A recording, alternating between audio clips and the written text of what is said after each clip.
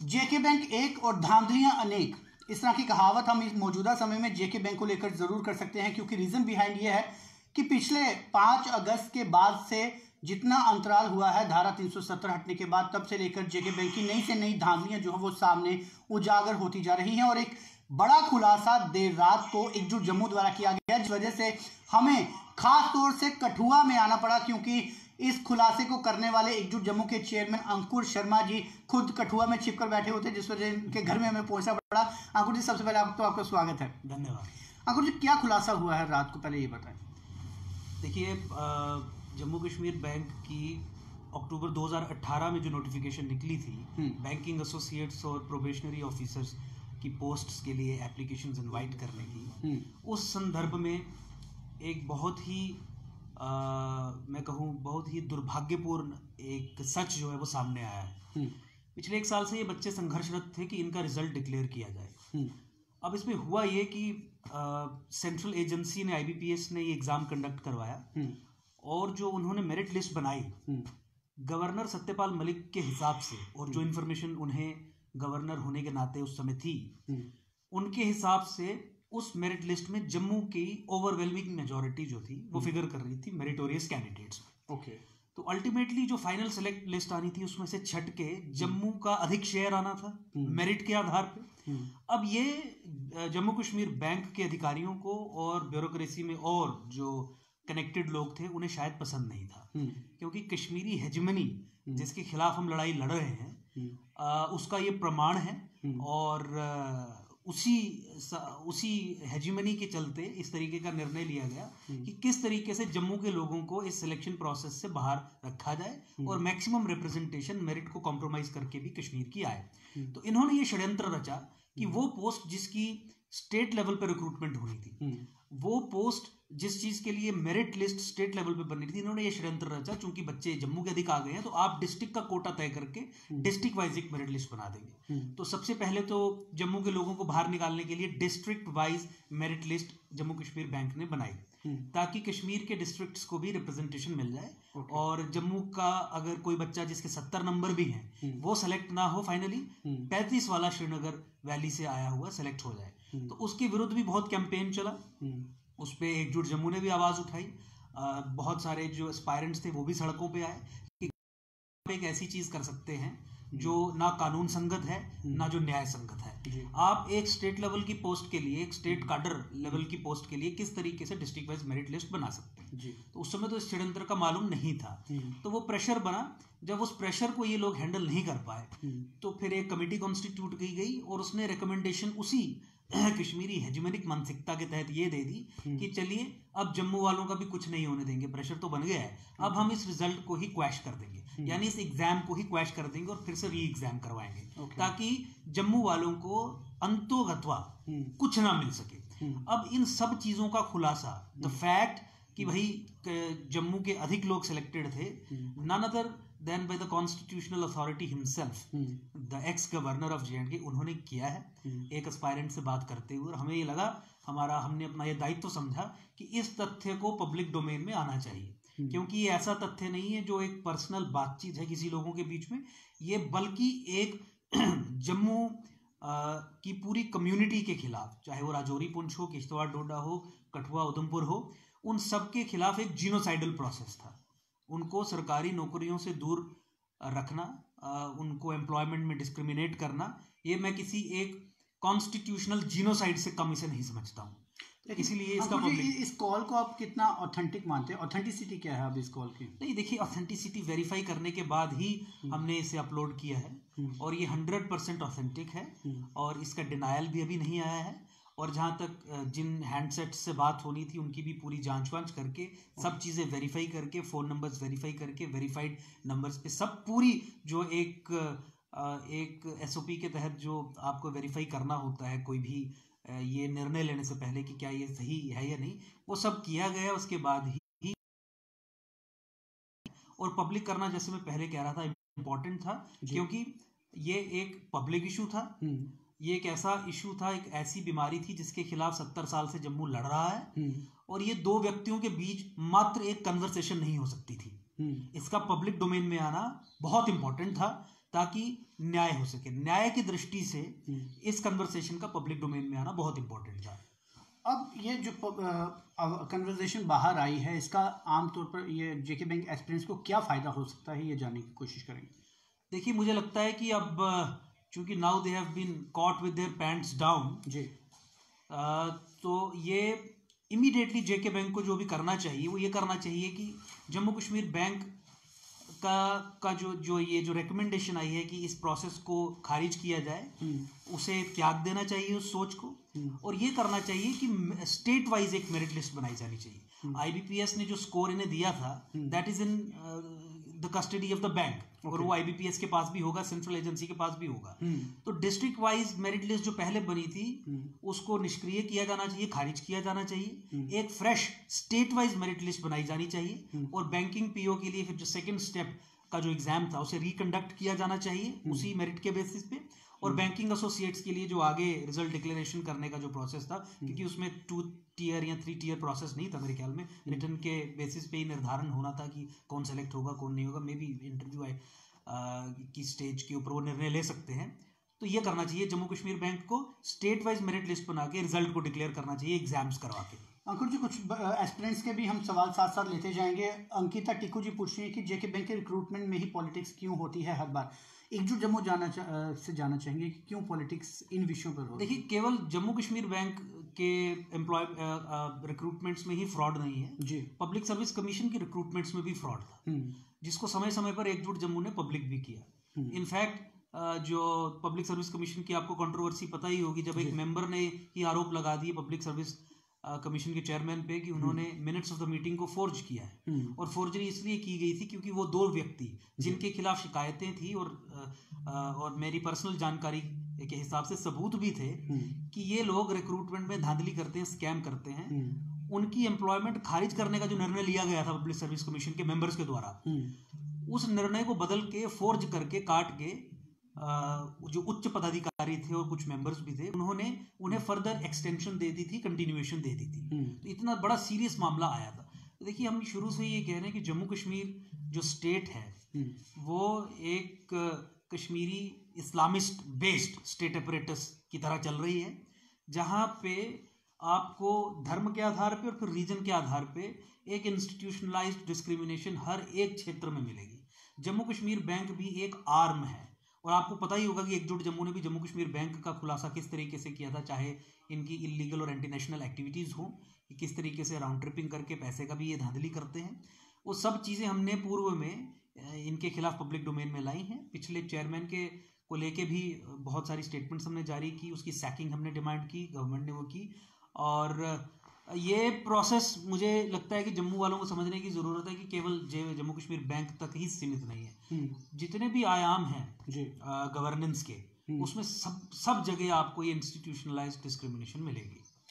अब ये जो कन्वर्सेशन आई है, क्या ये रिजल्ट निकलवाने की मांग के लिए एस्पिरेंट्स की कुछ हेल्प कर पाएगी? एब्सोल्युटली। देखिए, जब अब सच सामने आया कि आपने निर्णय इसलिए लिया क्योंकि जम्मू के बच्चे अधिक सेलेक्ट हो रहे थे उसे क्वैश करने का, ऑब्वियसली मुझे लगता है कि अब ये इनके लिए इतना ज़्यादा आसान नहीं होगा कि उस निर्णय के साथ आगे जाए।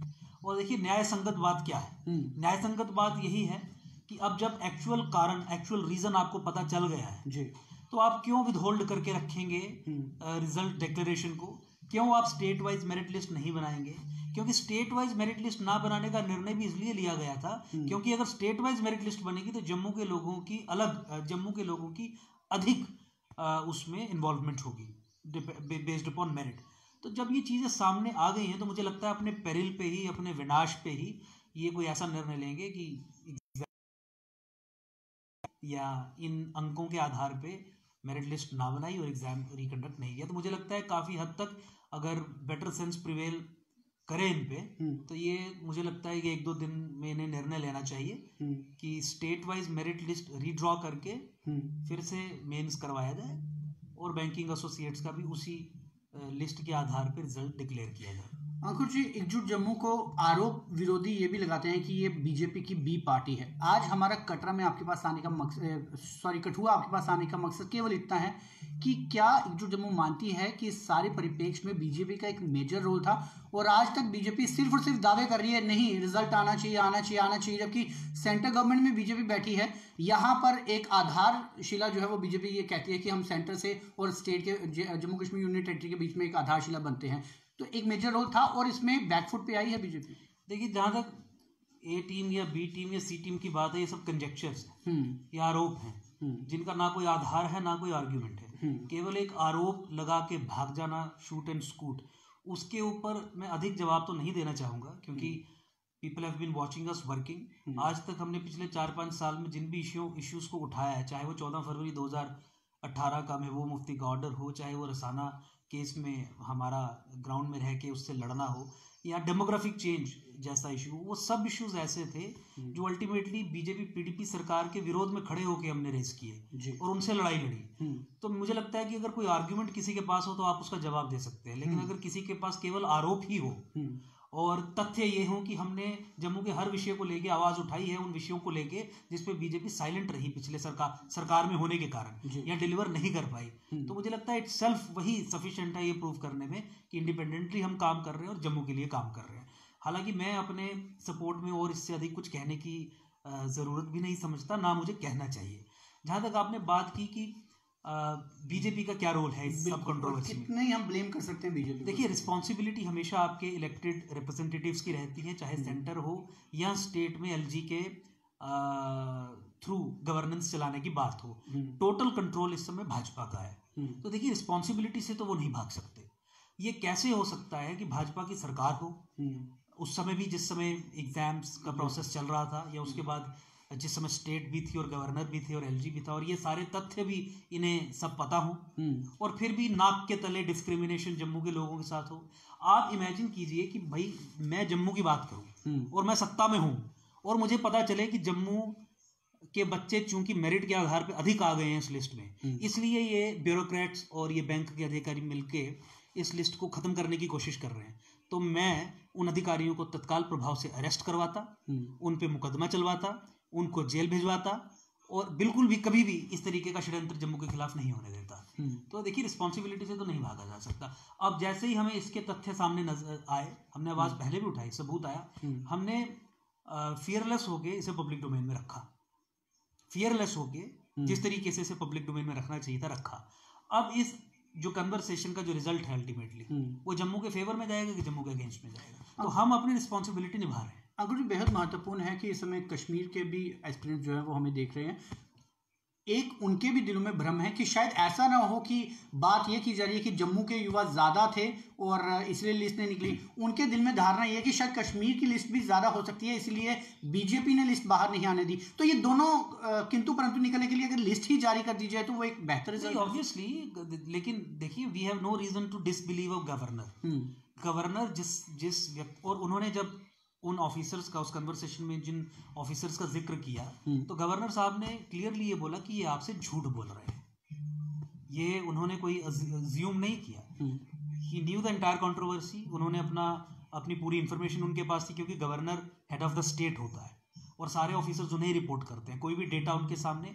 तो उन्होंने जो बात टाइम तो उनके पास भी था। देखिए, वो एक अलग चीज हो सकती है कि क्यों नहीं किया, वो एक अलग चीज है, लेकिन as far as providing information is concern, मुझे लगता है कि उनसे अधिक ऑथेंटिक इन्फॉर्मेशन तो और कोई प्रोवाइड नहीं कर सकता था, क्योंकि he was the sole custodian of the entire record, और कोई भी उनसे झूठ नहीं बोल सकता था।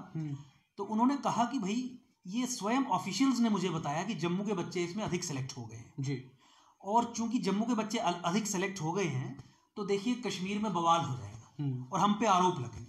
अब देखिए, मेरिट के आधार पे अगर जम्मू के बच्चे अलग सेलेक्ट हुए हैं, तो आप उन ऑफिसर्स की ये सोच देखिए कि अगर जम्मू वालों को हम नौकरी दे देंगे तो कश्मीर में हमारे लिए प्रॉब्लम हो जाएगी।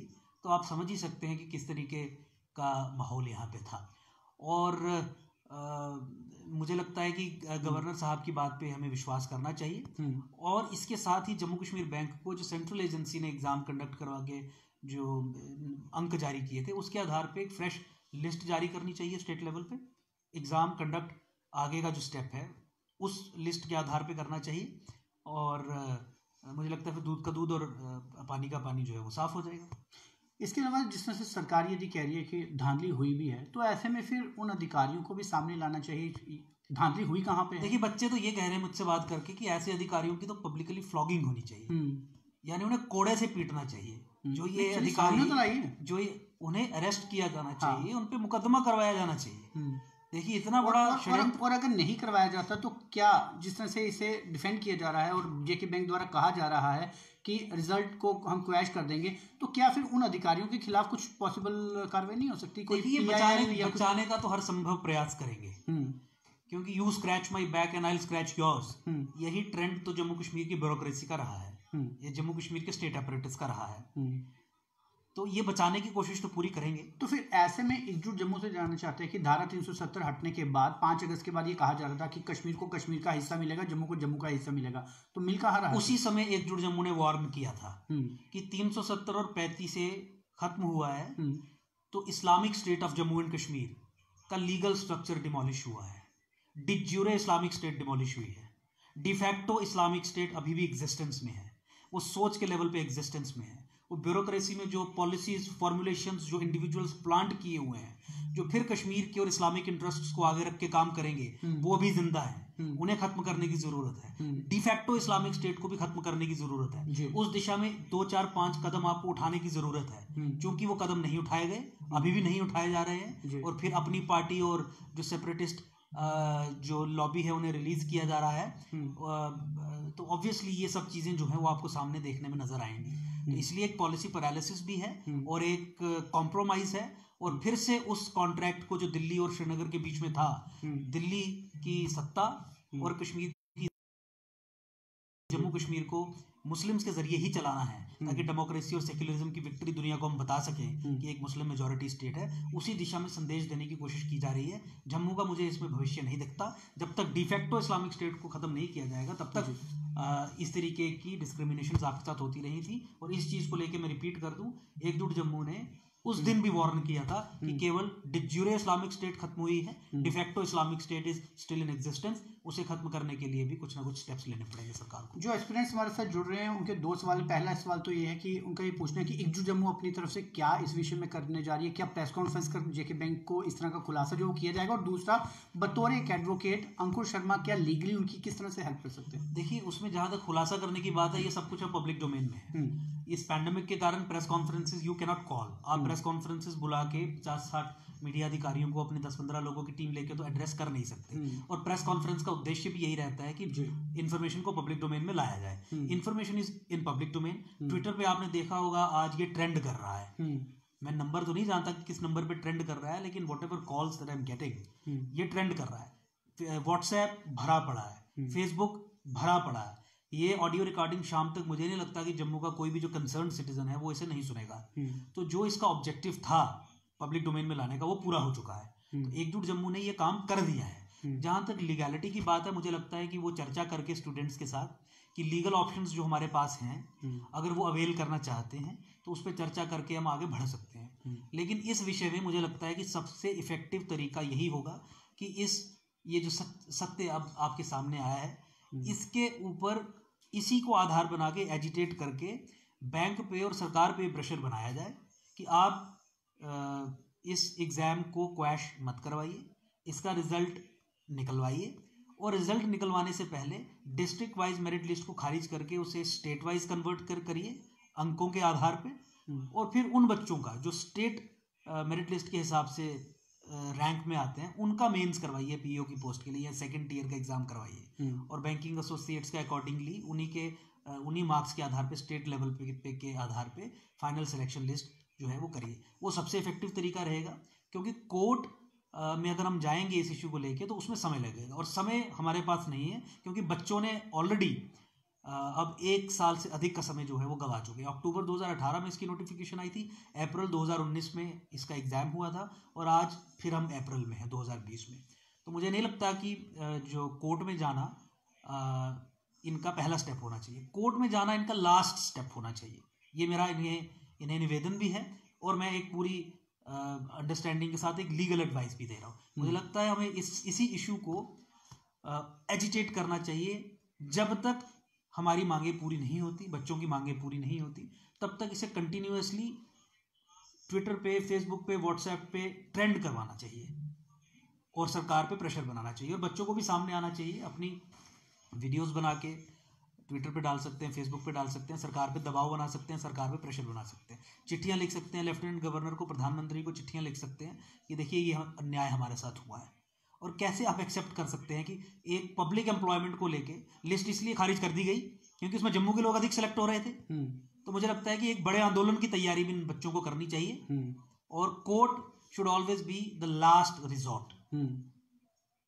वो फिर कई सालों का प्रोजेक्ट रहता है। लेकिन अंकुर जी, हमें ये इम्प्रेशन क्यों लग पा रहा है कि देखिए भविष्य है, वो चाहे जम्मू के बच्चों का हो या कश्मीर के बच्चों का हो, जितने एस्पिरेंट्स हमारे जम्मू के समय चिंतित हैं उतने ही चिंतित हमारे कश्मीर के एस्पिरेंट्स भी हैं। ऐसे में चाहे रिजल्ट नहीं निकला तो इससे कहीं ना कहीं जम्मू और कश्मीर को हमेशा जो लड़ाने की राजनीति है उसको ही हवा दी गई है। रीजन बिहाइंड ये है कि शायद यदि समय रहते रिजल्ट निकाल दिया जाता, चाहे जम्मू के भी बच्चे ज़्यादा होते, मुझे नहीं लगता कि हमारे कश्मीर के जो युवा हैं, हमारे एस्पिरेंट्स हैं, उन्हें कोई आपत्ति होती, क्योंकि वो भी बिलीव करते हैं कि रिजल्ट जो आया है वो नैतिकता के आधार पर आया। लेकिन रिजल्ट छुपा के उल्टा जम्मू और कश्मीर के एस्पिरेंट्स को आपस में भिड़ाने की कोशिश की गई है। मैं कह रहा हूं कि जम्मू कश्मीर बैंक ने जीनोसाइडल प्रोसेस को आगे बढ़ाने का काम किया है। It's a genocidal process. ये समाज में द्वेष बढ़ाने का काम जम्मू कश्मीर बैंक ने किया है। ये दो रीजन्स में द्वेष बढ़ाने का काम जम्मू कश्मीर बैंक क्योंकि हमेशा किया है। और दूसरा मैं कहूँ, ऑब्वियसली किसी को भी किस तरीके से क्या प्रॉब्लम हो सकती है अगर मेरिट के आधार पर सिलेक्शन हो, क्या कोई अपनी आवाज उठा सकता है उसमें? क्या जो अनरूली एलिमेंट्स हैं, जो चीज़ों को बिगाड़ना चाहते हैं, क्या वो इस चीज़ को आधार बना के कि देखिए मेरिट के आधार पे सिलेक्शंस हुई हैं, उसके खिलाफ आवाज उठा सकते हैं? देखिए बीज तो लड़ाई का इन्होंने ही बोया।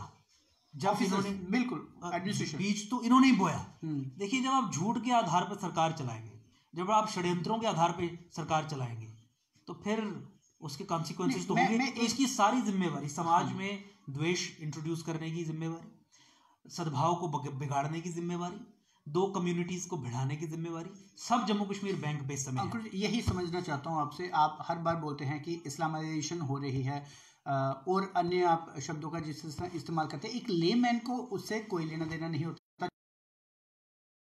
यदि रिजल्ट आता है वो कश्मीर का किसी भी रिलीजन का यदि एस्पिरेंट्स हो या जम्मू का कोई भी रिलीजन का एस्पिरेंट्स हो, उसे इस बात से बिल्कुल कोई लेना देना नहीं होता कि आपस में हम कोई भिड़ंत करें या ना करें। लेकिन जो एडमिनिस्ट्रेशन लेवल पर जो सोच, एक जो हवा फैलाने की कोशिश की जाती है, वो कहीं ना कहीं आपस में जो एक दो समुदायों को लड़ाने की कोशिश की जाती है। मैंने यही कहा, ये इफेक्टिवली एक बहुत स्ट्रॉन्ग स्टेप था जेके बैंक की तरफ से कि कश्मीर को जम्मू को लड़ाया जाए, धर्म के आधार पर बांटा जाए, क्योंकि तभी आप इस तरीके के षड्यंत्र करेंगे, तभी साजिशें करेंगे। अदरवाइज मेरिट के अलावा दूसरी कोई ग्राउंड नहीं रहती पब्लिक एम्प्लॉयमेंट में सिलेक्शंस को लेके। तो इसीलिए जहां तक बच्चों का सवाल है, कश्मीर से जो मेरिट में बच्चे आएंगे उसके विरोध में तो कोई नहीं खड़ा है।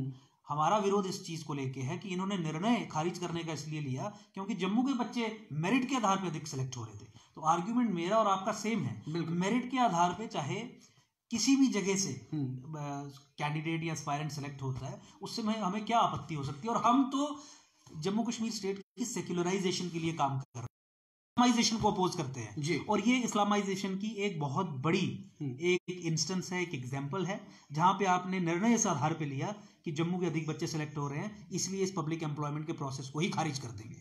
बिल्कुल। और यही बात मैं भी अपने दर्शकों से जरूर क्लियर करना चाहूंगा कि ये डिस्कशन ना तो जम्मू के एस्पिरेंट्स के फेवर के लिए है और ना ही कश्मीर के एस्पिरेंट्स के खिलाफ है। ये हर उस एस्पिरेंट के लिए है जो जेके बैंक के इस प्रताड़ना का शिकार हो रहे हैं, वो चाहे जम्मू का हो, चाहे कश्मीर का हो, चाहे किसी भी धर्म का हो, किसी भी धर्म विशेष के खिलाफ ये इस तरह की कोई डिस्कशन नहीं है। बड़ी बात सिर्फ ये है कि कुछ जो आला अधिकारी जो कि ये सोच सकते हैं कि किसी ना किसी तरह से कोई विवाद पैदा कर इन जम्मू और कश्मीर के बीच का विवाद जो है वो हमेशा इससे उपजाया जा सके। लास्ट में नर्शल अंकुर जी आपसे जानना चाहता हूँ कि अब आप क्या गाइड करते हैं, यदि अब बोर्ड मीटिंग होने वाली है, यदि बोर्ड मीटिंग में कोई सकारात्मक फैसला नहीं लिया जाता तो ये जो एस्पिरेंट्स है, क्योंकि इस समय भटके पड़े हैं, ये इनका नेक्स्ट कोर्स ऑफ एक्शन क्या होना है? इन एस्पिरेंट्स को आंदोलन की तैयारी करनी चाहिए। कैसे? अभी तो एकजुट जम्मू उनके साथ है। जब तक पैंडेमिक है, जब तक रिस्ट्रिक्शंस हैं, मैं उन्हें ये नहीं कहूंगा कि वो बाहर आए, लेकिन वो सोशल मीडिया के माध्यम से एक आंदोलन जो है वो क्रिएट कर सकते हैं। और जैसे ही चीजें ठीक होती हैं, जैसे ही रिस्ट्रिक्शंस खत्म होती हैं, तो एक बड़े आंदोलन की तैयारी करें। लीगल ऑप्शंस अवेल करना, मैं ये इनको सजेस्ट करूंगा कि शुड बी लास्ट रिजॉर्ट, और उसके लिए हम पूरे तरीके से इनके साथ खड़े हैं। इन्हें कोई भी दिक्कत नहीं आएगी लीगल ऑप्शंस अवेल करने में। ये मैं और कश्मीर के भी वो लोग जो विश्वास रखते हैं मेरिट में और जो अविश्वास रखते हैं जेके बैंक की इस डिस्क्रिमिनेटरी पॉलिसी में, अगर वो भी हमारे साथ मिलकर इस लड़ाई को लड़ना चाहते हैं तो हम उनके साथ हैं। देखिए, अगर हम इस्लामाइजेशन की बात कर रहे हैं, मुस्लिम कम्युनलिज्म की बात कर रहे हैं, तो हम उन मुसलमानों को अपने से दूर नहीं रखेंगे जो सेक्युलरिज्म में विश्वास करते हैं। और सेक्युलरिज्म में विश्वास रखने के लिए किसी भी तरीके की कम्युनलिज्म को अपोज करना पड़ेगा। वो मुसलमान जो मुस्लिम कम्युनलिज्म को खासकर स्टेट अपरेटस के जरिए जो आगे बढ़ाई जाती है उसे अपोज करते हैं, वो हमारे साथ हैं। लेकिन जो दोगली बात करते हैं, जो उसे अपोज नहीं करेंगे और केवल हम पे इल्जाम लगाएंगे, ना हमें उनका साथ चाहिए और ना ही ऐसे लोगों को लेके हम आगे लड़ाई लड़ सकते हैं, क्योंकि फिर वो उज्जवल भविष्य की तरफ जम्मू कश्मीर को नहीं लेके जाएगी। क्योंकि अगर आप इस तरीके के मोल्स को जो दोगली बात करेंगे, जिनकी कोई लाइनिंग ना हो, जो कम्युनलिज्म को सेलेक्टिवली अपोज करेंगे, उनको लेके अपनी लड़ाई आगे लड़ेंगे तो फिर धोखा खाएंगे और फिर इसी तरीके की चीजें होंगी, मेरिट कॉम्प्रोमाइज होगा और इस तरीके की कम्युनलिज्म सक्सेसफुल होगी। तो आपको अपोज करना है हर तरीके से कम्युनलिज्म को। बिल्कुल, और यही एक बेहतर परिणाम जो है वो भविष्य में जरूर देखा जा सकता है यदि एकजुट होकर फाइट की, जैसा कि हुई। क्योंकि यदि धारा 370 हटा था तो जम्मू से उतना ही स्वागत हुआ था जितना कि कश्मीर से उसका स्वागत किया गया था, कहीं पर भी विरोध नहीं हुआ था। और ये एक बेहतर शुरुआत जरूर हो सकती थी यदि जम्मू और कश्मीर का भेदभाव जो है वो खत्म किया जा सके, क्योंकि ना ही कभी कश्मीर का युवा जम्मू का अधिकार खाना चाहेगा और ना ही कभी जम्मू का युवा कश्मीर का अधिकार खाना चाहेगा। लेकिन बड़ी सोच ये है कि हमारे ऊपर सियासत कर रही पार्टियां या फिर जो एडमिनिस्ट्रेशन है वो इस विवाद को किसी न किसी जेके बैंक के रिजल्ट के माध्यम से इस तरह के इश्यूज क्रिएट कर कहीं दोनों संभागों को लड़ाने में कामयाब ना होने पाए। और ऐसे विषयों के लिए जब भी इस तरह के विवाद खड़े होंगे तो अंकुर जी ने जरूर ये आश्वासन जम्मू और कश्मीर दोनों संभागों के सेकुलर ताकतों को जरूर दिया है कि उनकी आवश्यकता कहीं भी होगी तो वो तत्पर हमेशा तैयार रहेंगे। बिल्कुल अंकुर जी, बिल्कुल बिल्कुल। तो फिलहाल आप जुड़ रही व्यू स्टूडियो न्यूज के साथ। अंकुर जी, आप हमारे साथ जुड़े, बहुत बहुत धन्यवाद। बहुत धन्यवाद। आप जुड़ रही व्यू स्टूडियो न्यूज के साथ। मुझे अमित कुमार और पिंकल मेहरा को भी दीजिए इजाजत। नमस्कार।